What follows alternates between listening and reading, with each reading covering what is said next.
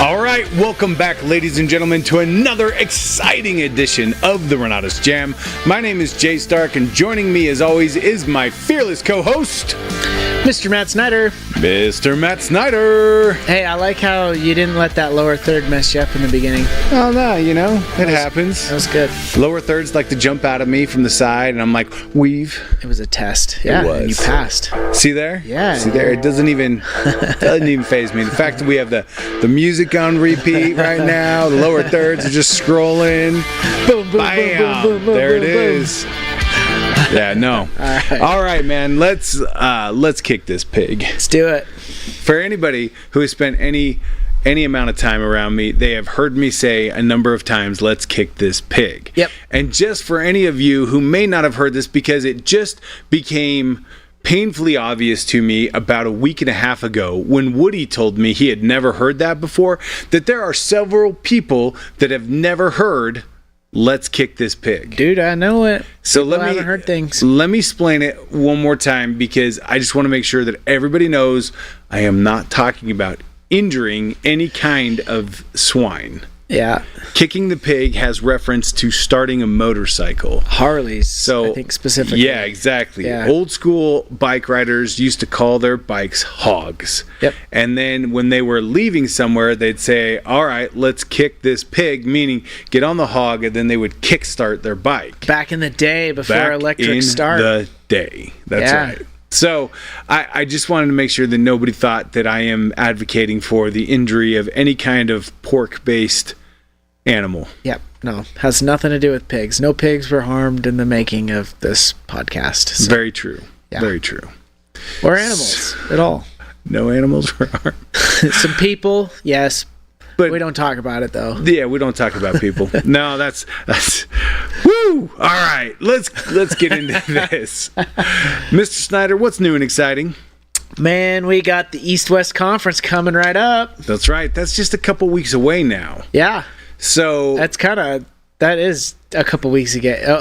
We're 3. like 2.5, or is it 3? It's 3. It's 3. yeah, it's 3 weeks from tomorrow. From tomorrow. Yeah. Yeah. That's crazy. Okay. yeah. Noted. It's coming right up. Noted. So get your tickets. You better, make sure you're there. Like at least to one of these. Oh yeah. They're gonna be huge. They're going to be so much fun. The what we've done is we've taken our typical schedule of regional conferences. We usually have like 6, 8. I think one year we had 12. Yep. And we boiled it down to just 2. Yep. That way we don't have to overload anybody as far as planning or getting all of this stuff organized. Instead, we have just the 2. We have one that is on the east side of the Mississippi, which is going to happen in Chicago. Yep. And then we have one on the west side, which is going to happen in Salt Lake. Yes. Now the first conference up is the West Conference. That's the 14th, 15th of November. Mm-hmm. And then the East Conference is going to be the 22nd and 23rd of November. Right. So Which normally is Thanksgiving. Isn't Thanksgiving like around the 24th? it's crazy. What happened? It's crazy. Here's something that's really wild. Are you ready for this? Yeah. There are only 3 weekends between Thanksgiving and Christmas This year. Yeah, that's weird. That's wild, right? Yeah, and that's gonna make for I know that when I was a kid, it seemed like forever between Thanksgiving and Christmas, and now it really feels like a blip in time. It's so fast, and so having a week less is what it feels like. You know who says that a lot of that? What? Old people. Am I getting old? Yes, you are. Shoot. It is evidenced by the way you are talking. It happens. I mean, all you got to do, as my dad always says, all you got to do is keep on living, right? Like to end up old. That's right. all that happens. It's better. It sure beats the alternative. I could not agree more. So here's the deal. Here's the deal. The East-West conferences, they're coming up. These are really going to be incredible opportunities to get to interface with Bob Snyder, with Woody Woodward, with local leaders and national leaders. Yep. So we've got PAC members that are going to some pack members that are going to both. Bob's going to both. Woody's going to both.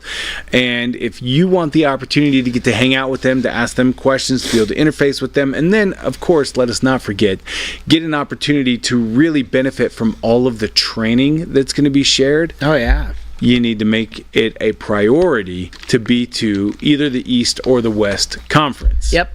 You want to be there. You want to be there. So check the Renatus calendar in order to find the event and save your spot now. All right. I want to go backwards in time just a little bit before we finish out the rest of the calendar, because we have quite a few things on the calendar for the remainder of the year. Yeah. But last week we had opportunity to bring Gavin McCaleb, and Hugh Zaretsky into the studio to record their classes. Yep. And Gavin did foreclosures, Hugh did real estate sales, and it was a phenomenal couple of days. Not only was their content incredible and truly second to none, Yeah. but I had a blast just hanging out with these guys after hours. Like, after we wrapped for the day, we went and watched movies, we went into dinner, we went and hung out. It was just ridiculously fun. Yeah, they're both fun. I mean, yeah. I love hanging out with both Hugh and Gavin.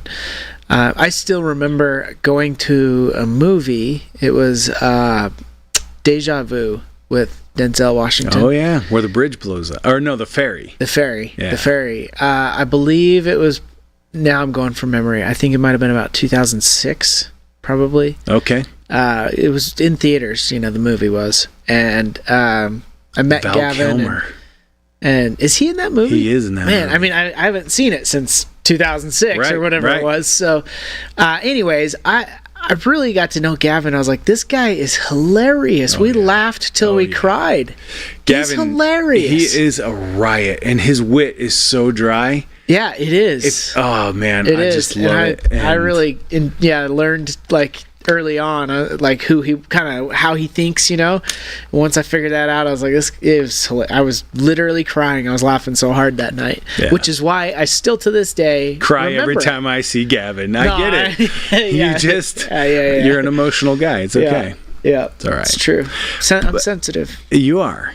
So coming up this week, I not only have the opportunity to announce that we've got Bob Bloom, who is teaching the Financial Fortress class. Yeah. He's coming into studio this Friday. So not only can I announce that we're having a live recording broadcast, but there's also an invitation attached. Are you ready for this? I'm ready. We are inviting all Digital Business Mastery owners to come and participate with us in studio. Okay. So if you own the Digital Business Mastery course in Saladio and are going to be in the neighborhood, so somewhere near Centerville, Utah on Friday, join us live in studio. But wait, there's more. Okay.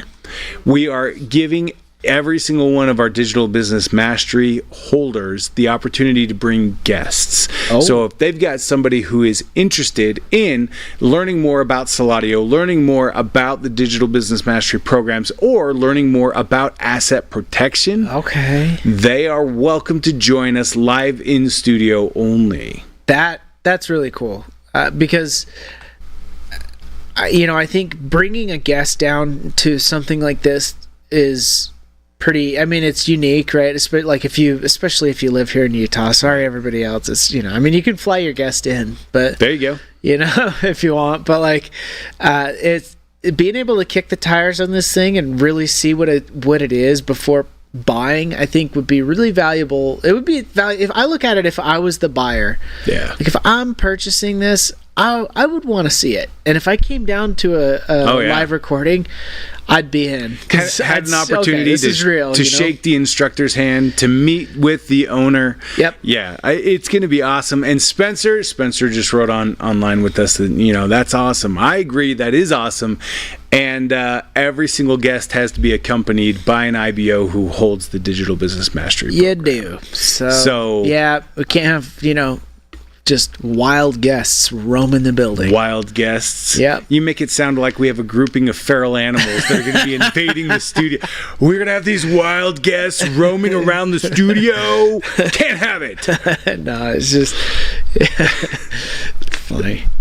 All right. So moving on. We talked about the East-West Conference. We also have hoodlums. Spencer just put hoodlums on here. Yes. Yes, not feral people. We're going to have hoodlums. Hoodlums. Yes. Yes. So my daughter actually, man, now I'm not going to be able to remember the word. She's got a word for it in Romanian that she likes to use. It means like the literal translation into English is like rapscallion, right? It's like a rascal. Yeah. And she loves saying it. So. I have an old neighbor that would we would call us ragamuffins.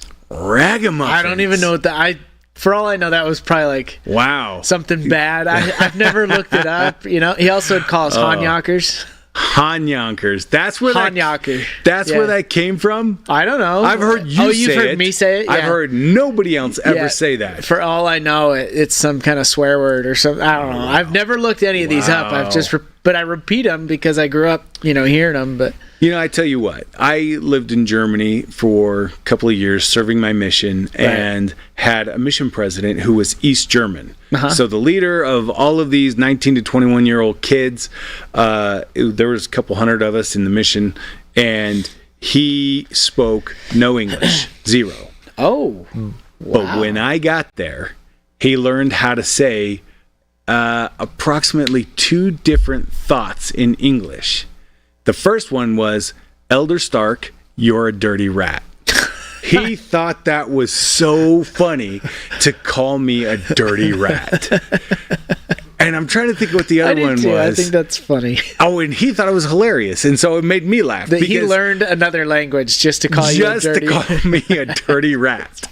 Oh, man. He thought that he and I had a great relationship, so it was pretty fun. All right. Moving on. After we have the East-West conferences, we also have coming up the companion class to the Financial Fortress, which is the Tax Slasher course with Patrick Munson. Okay. Now, I maybe I shouldn't say this. I'm going to say it anyway. Just do it. Just in case you needed just one more reason to come into studio on this Friday for the Financial Fortress course, I may or may not have it on really good intel that Patrick is going to be a member of the studio audience as well. Oh, man, I know there's going to be people here to bend his ear. If you are looking for the legal side of Tax and Legal or looking for the tax side of Tax and Legal, we're going to have both elements in the house at the same time. Yeah, that's pretty cool. But don't tell him I told you. Yeah, don't do that. All right. That'll be really cool. I've had the fun experience of hanging out with Patrick as well. And laughed just as hard. Dude, that guy, he's a rock star. Yeah, I really, really appreciate Patrick. And just, so he's going to be featured on the next Founders Live as well. Uh-huh. He has this update that is so timely right now, talking about tax cuts that are expiring that every business owner needs to be aware of. What are they? I actually don't know what they are. If only you would be able to get onto a broadcast this coming Monday that tells you all about it. Can't. I'm busy hosting a broadcast. Matt will be there. You should be there as well. That's this next Monday. Now, in addition to being here on Friday for the live recording broadcast all day long. Oh, yeah. Did I mention that? He's going to be here all day long? Yeah. But then he's going to be back on Monday, and he's going to be back in studio to teach the Tax Slasher course on the 22nd of November. Okay. So if you are unable to go to the East Conference, which is on the 22nd and 23rd, then maybe you should make it a priority to join us live in studio on the 22nd for the Tax Slasher course. Maybe you should. Maybe. I would. I will be. Yeah. I will be here. We'll be there. All right. So we've got the Tax Slasher course coming up on the 22nd. Thanksgiving, we are going to be closed the 28th and 29th of November for Thanksgiving. We're going to be taking that Thursday, Friday off. But then we are right back at it. On December 5th and 6th, we have Chris Albin live in studio to teach the Real Estate Red Flags course. Man, I swear, all we're doing is filming classes. Filming, updating. There's a lot. the reason why, and maybe this hasn't become really, really evident to people, but the real estate landscape has shifted somewhat with inflation, with interest rates changing, with even the election happening, with the tax law evolving. I'll call it evolving. Yeah. Things are changing pretty quickly right now in our in our real estate landscape, and that's why we know that it is important to get up-to-date information presented for all of our customers. So we are just recording immediately behind. So we've got the 5th and 6th with Chris Albin, Real Estate Red Flags, which is an essentials course in the Renatus course library. Immediately behind that, on the 7th, we have the first Saladio Acceleration Lab, which is going to be similar to what in Renatus is called an intensive. But instead of just one instructor teaching an intensive, we're going to have like 5 that are going to be live with us in the studio, and we are going to go through and talk all about we're not going to be covering their courses. Instead, every single presenter is being given the invitation to create additional material that is adjacent to. It's ambient to their course, meaning it applies, but it is not part of their course. So this will be all new education that is applicable to the same digital business mastery courses that we've created. Okay. Now, good news, bad news, right? Yeah. Everybody who is on the Digital Business Mastery subscription, they automatically get 2 tickets complimentary to attend, meaning that they can turn it on one computer, and then they can send a promo code to somebody else, and they'll be able to turn it on a different computer. So those are the 2 tickets, or you can join us live in studio for 2 people. Then here's the less good news, but still kind of good news, but maybe not as good of news. If you are not a Digital Business Mastery subscriber and you want to attend because the value is just insane, you can buy your own ticket. It's $250. You can join anywhere, online or live in studio, and be a part of the audience and get an opportunity to hang out with all of these incredible instructors. Man, that's going to be an event. That's going to be a real event. I feel like people... Well, I mean, I don't know. I'm sure people that have been to events like these in the past will understand the value here. Oh, yeah. If you haven't been before, though, don't underestimate how powerful it is to be able to meet with some of these people and just sit down and ask some questions. Yeah. You know, it seems like information and knowledge seems to be prevalent everywhere. Yeah. We have the internet, we have AI, we have YouTube videos, we have a lot of stuff at our fingertips. There's something different about when you can converse with somebody who is truly an expert in their field. Like, I mean, that's the way I feel about Patrick. I haven't met some of these other, but like sitting down with Patrick and just seeing the wealth of knowledge that he has. And I don't know, like, I feel like with some of this other stuff, you don't know what to look for. Oftentimes I question how accurate or current or updated it is. Right. I mean, that is the thing that I think we're really good at. I could not agree more. And making sure that the value is there. But, I'm just thinking about it because so many of the people that are like, well, I can just look it up or whatever on the internet. Right. They never end up doing anything. Right. Even if they do look it up for whatever reason and they're able to find pertinent information to what they're looking for, they never do anything. I'm literally just thinking this out like real time. But there's something about people that show up to these things that end up doing all the things that are taught. It's really interesting that so much information is available free of charge, right? Mm-hmm. In the public library, online, everywhere. Yep. So much information is available. People do so little with it.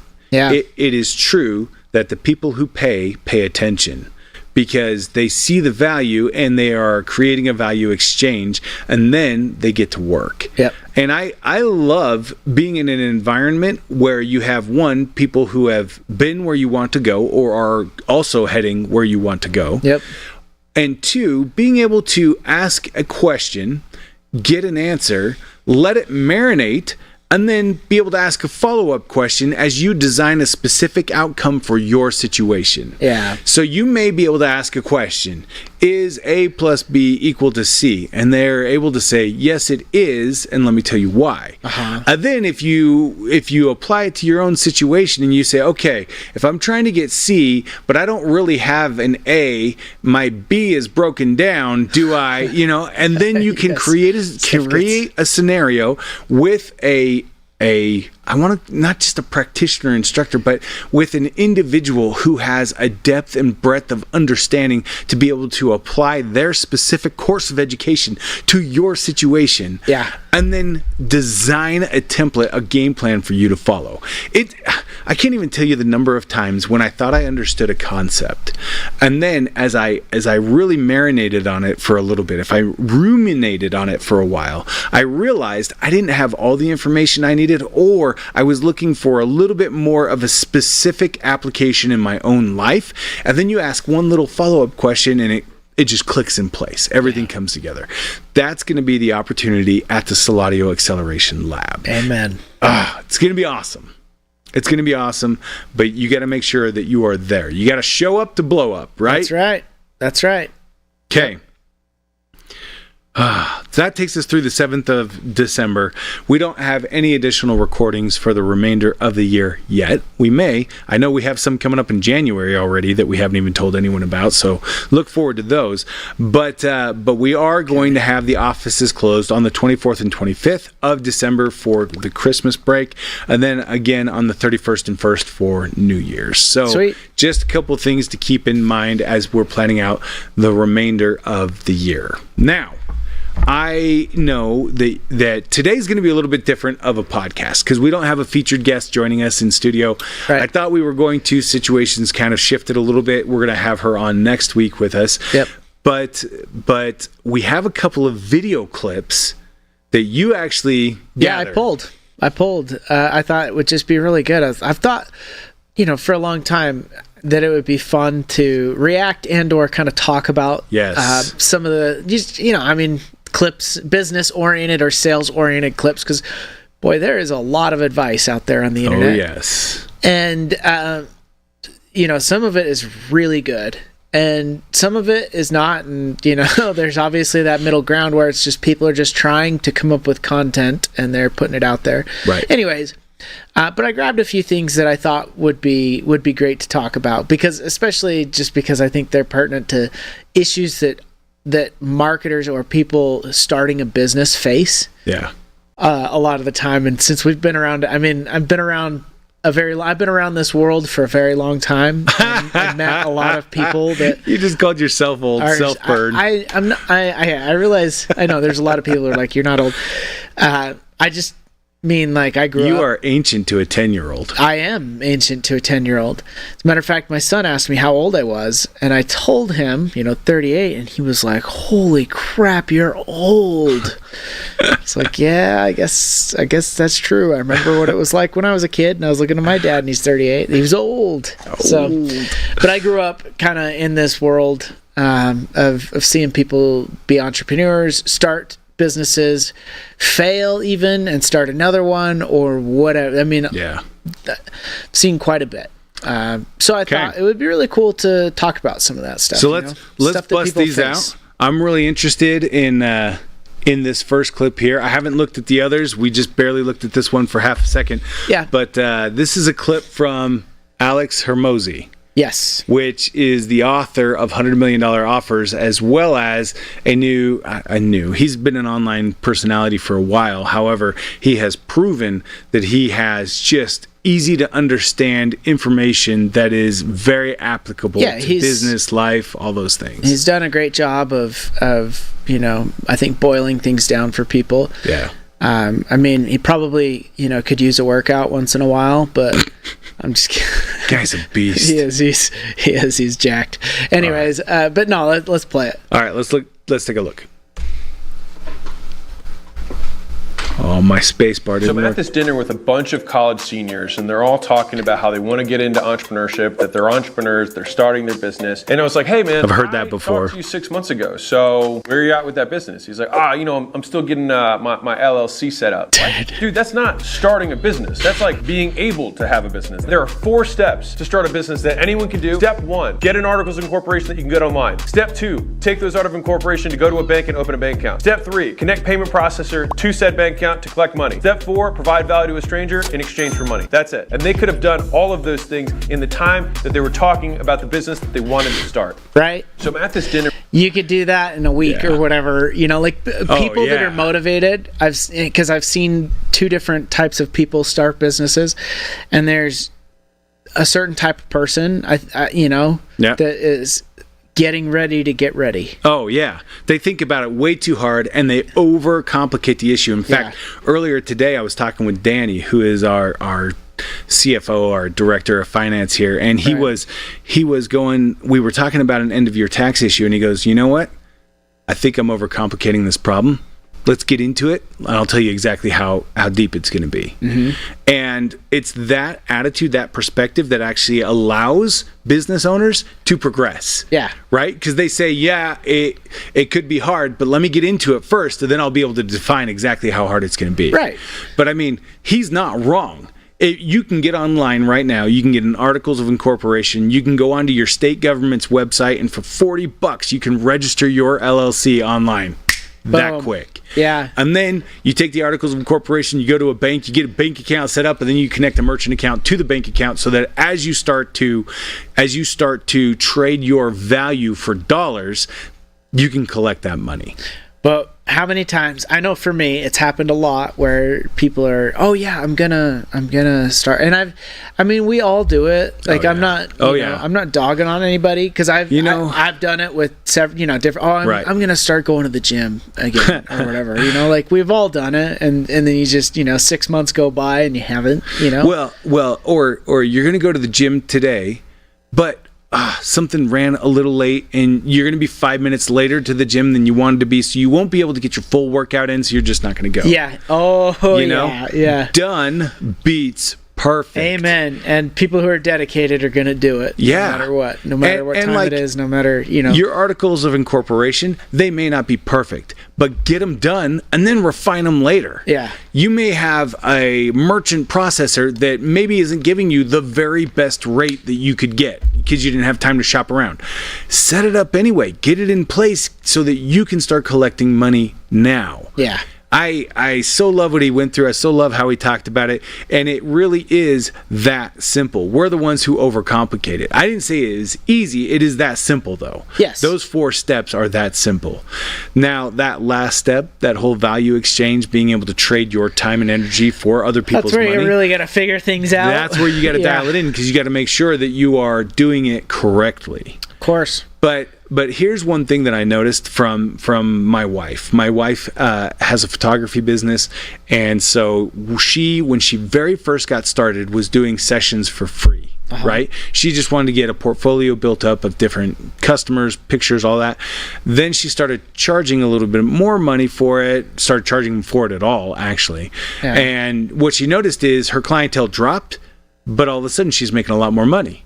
Oh, yeah. She raised her prices again. And then she got to the point where she raised her prices to be competitive with like professionals. Her clientele once again dropped. The number of people that she was working with dropped.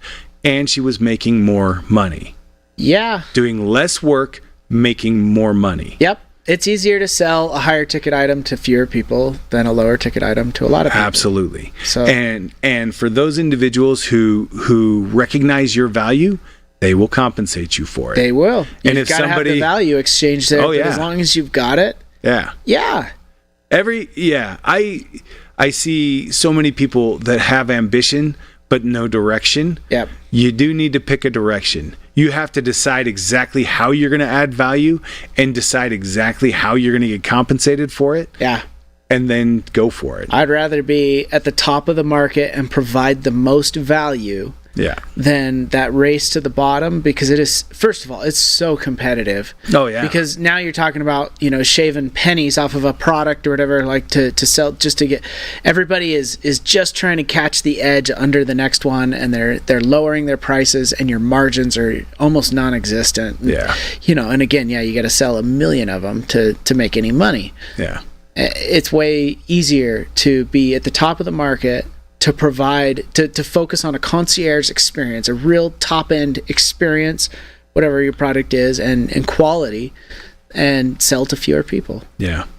Okay, I got one more. I got one more example here. My son, over the summer, he was 15 years old at the time. Okay. Decided that he wanted to start a garbage can cleaning business. Oh, yeah.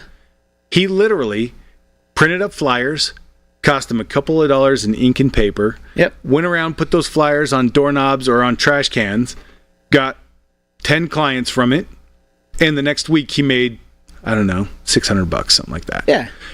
Because of, he just was able to make that money. He saw it come in so quickly that he's like, if I put out more flyers, I'm going to get more customers. I'm going to make more money. Yeah. So he hires his buddy to do it for him. So he puts out the flyers, his buddy does all the cleaning, he still makes money. Oh, and all of a sudden he's sweet. like, yeah.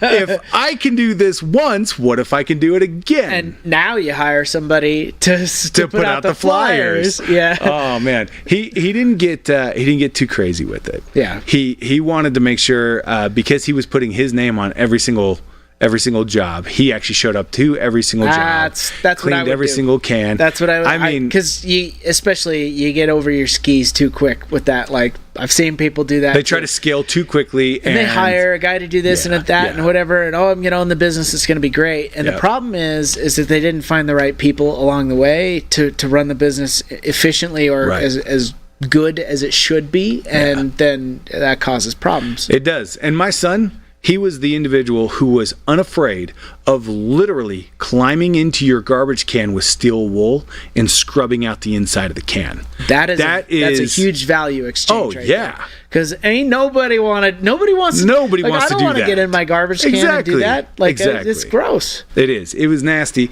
but he understood the value that garbage smells like money. And so he's just like, yes, I'm in. So, all right, good on him. Let's check out this second clip. I have not even previewed this one. It's true. I have seen it once. All right. Jay's seen it no times. So let's take a look. I see Elon Musk here on the beginning. Yep. I mean, the annoyance, though, of like people holding it against you that you've had success, holding it against you that you have wealth, viewing billionaires as evil, and you're not doing enough to give back. You have like the Elizabeth Warren thing, that you haven't paid your fair share. I mean, that's got to be kind of aggravating. Yeah, I think it's just important to understand like what is this wealth? It's not like I've got like some massive cash balance. My cash balances are very, very low, and at least until I sold stock, which is really the first time I've actually sold stock in any meaningful way. Was this quarter. I simply had loans against my stock. So if Tesla and SpaceX went bankrupt, I would go bankrupt too immediately. So I mean, the annoyance. So what made me? I mean, there's a lot in there, right? Yeah. About running a business and how oftentimes it's work and you're on the margins and you're trying to make it work, but especially say a large business that like Amazon is kind of what I was thinking, where people are like, oh, they don't pay taxes, they don't pay their fair share of taxes. Well, so first of all, they're taking credits, that they're legally allowed to do, and they're not manipulating anything. Right. This is where understanding the tax law. This is what's frustrating. I get that people want to change the tax law, but they probably don't understand what's happening. So the business is investing in growing. Yeah. So they're taking money that they made and putting it into expansion instead of taxes, right? And so in other words, they're not getting taxed on those dollars because they're put into expansion of the business. Which is benefiting the American economy. Yes, which brings in thousands of jobs that are all taxed, by the way. Oh, yeah. And so I thought this was really good because people...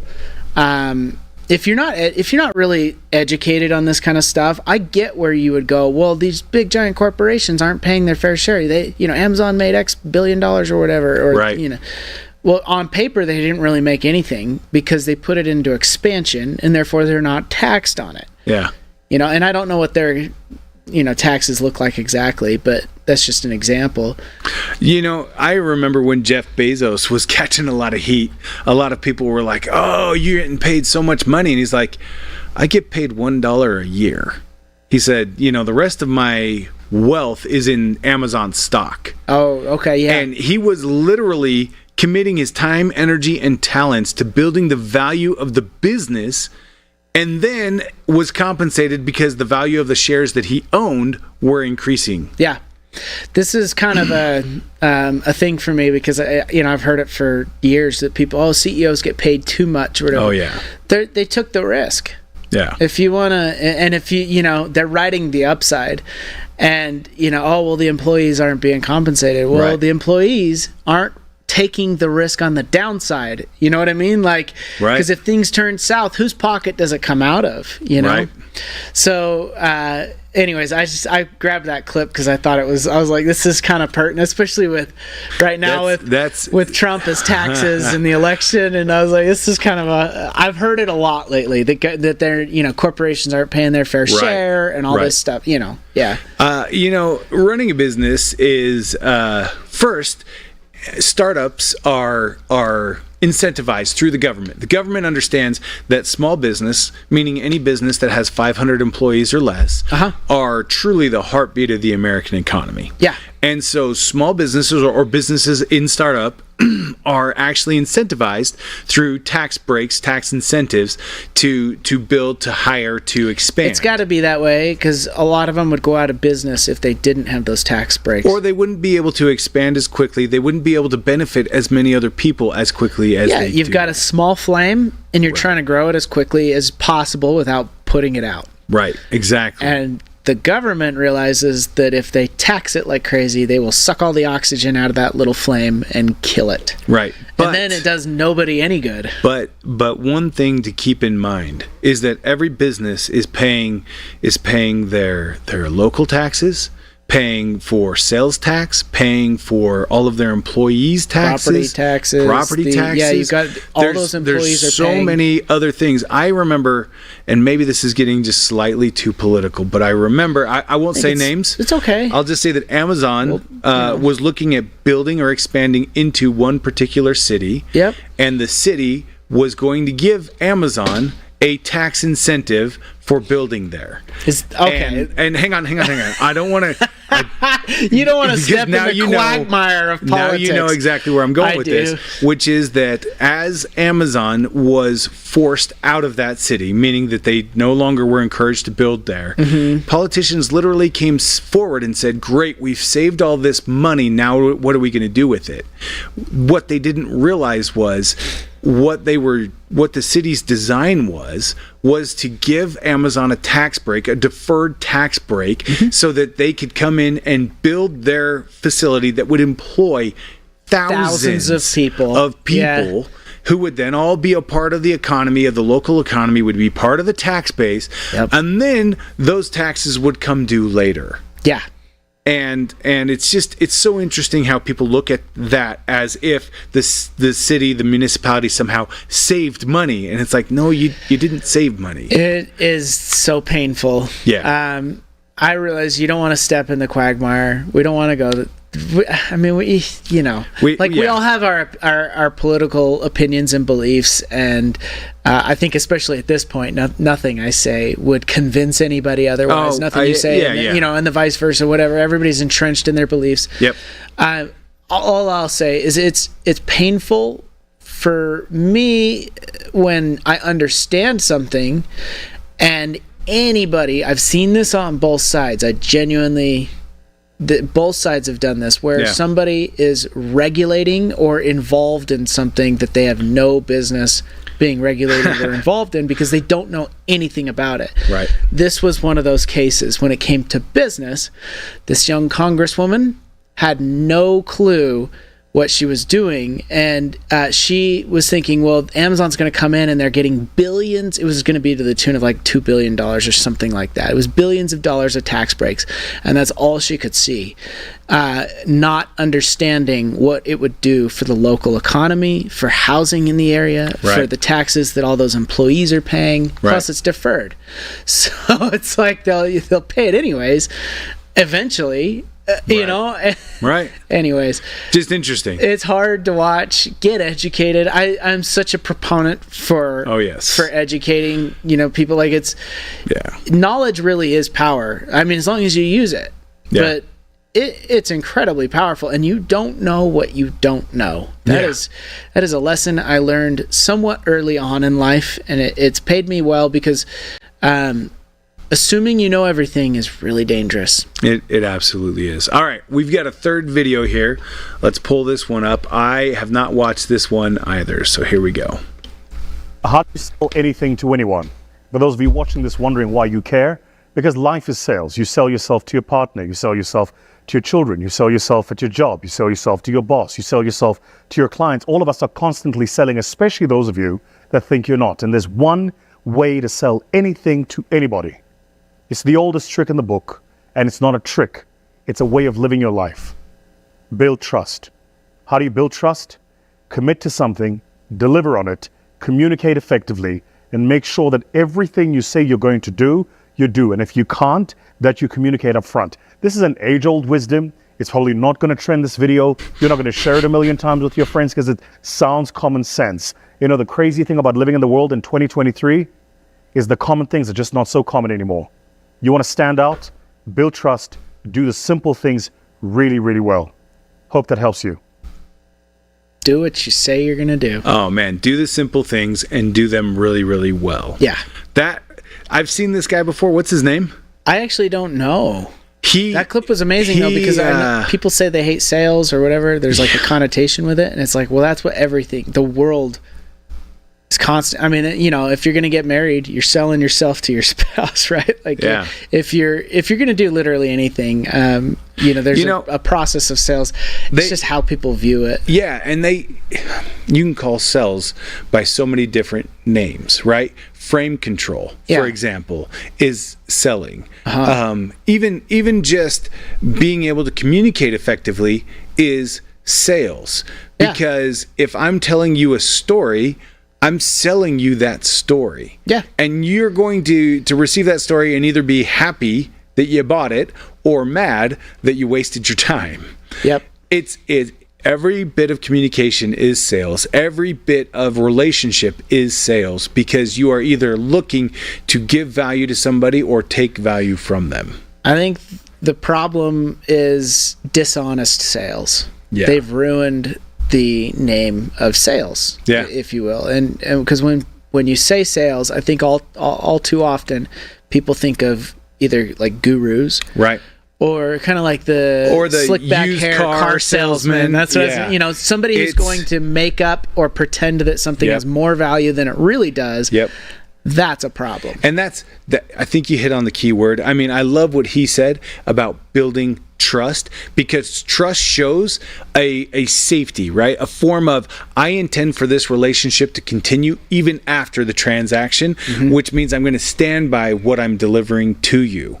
But I think the key word is value. Yeah. Right?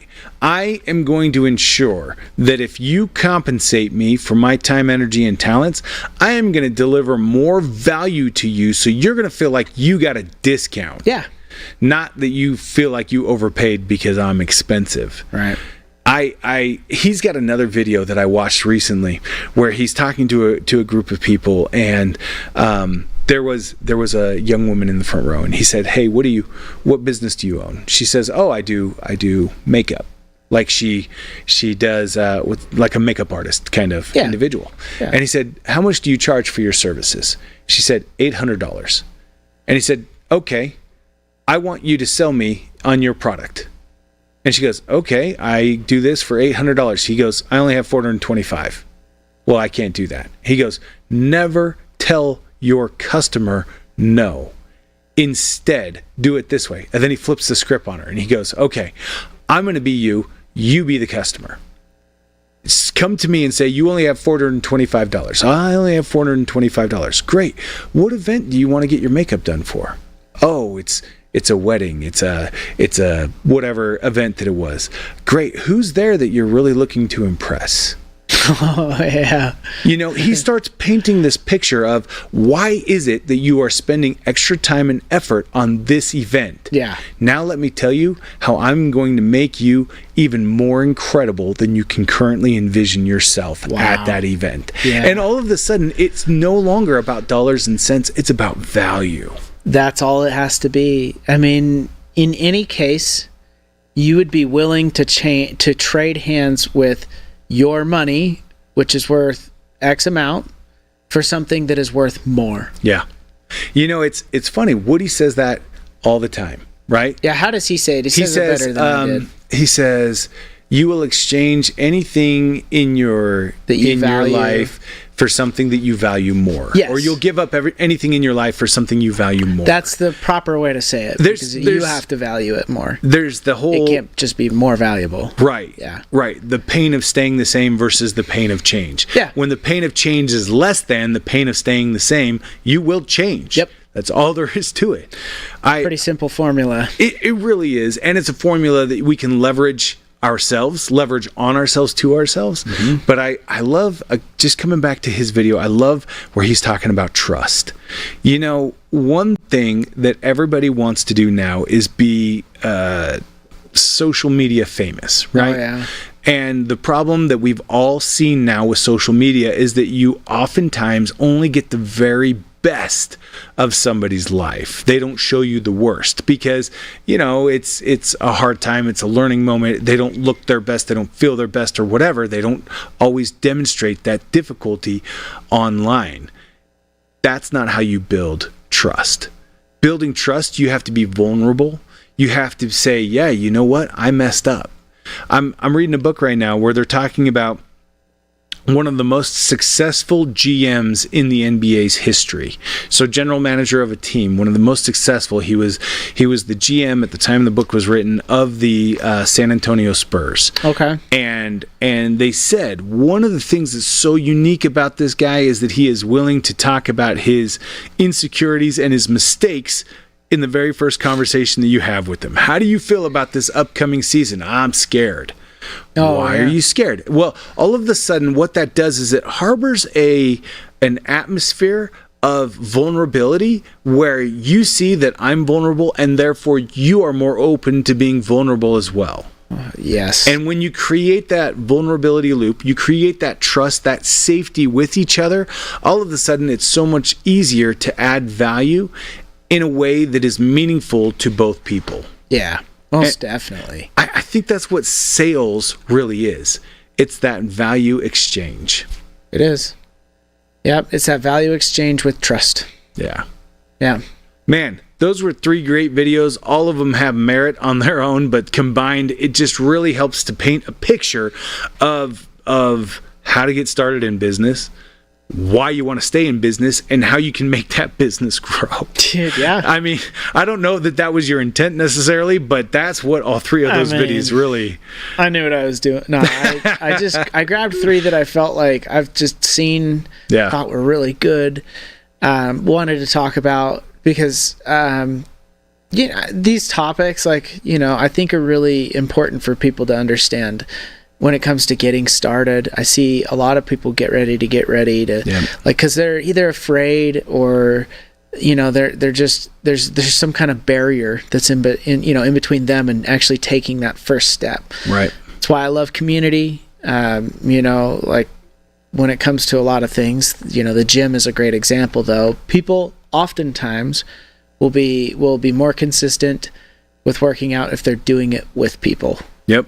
So yeah, exactly. And I think the same concept applies here with us, with Renatus, with doing real estate.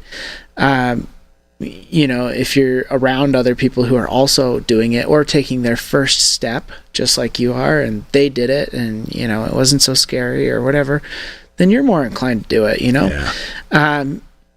and yeah, with the whole tax thing, that's maybe just a little bit of a personal gripe, I guess. Like, I hear it, and I just think people don't really understand what's going on behind the scenes. Like Elon's talking about, I mean, like he's riding those margins razor thin to keep these companies alive, and if they go bankrupt, he goes bankrupt. Period. But people see, well, billions of dollars, came Right. in or whatever. It's like, well, billions went out until you've got a real thriving business. There is sacrifice in running a business. There is risk, and that is why you get to ride the upside when it happens. I wish everybody could have the opportunity, at least once in their life, to pour their heart and soul and energy into something as finite as a business. Yeah. With the different businesses that Elon Musk has created or built or run, he is oftentimes literally living at that business.